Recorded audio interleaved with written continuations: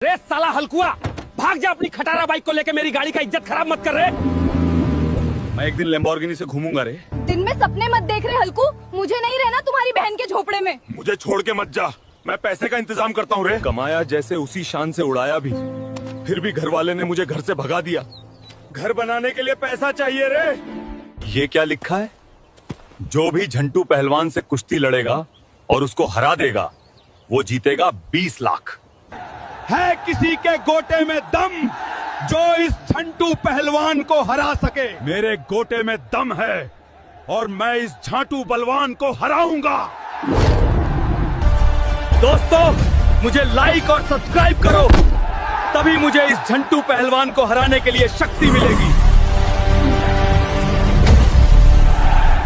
ले रे हल्कू को अपने 20 लाख।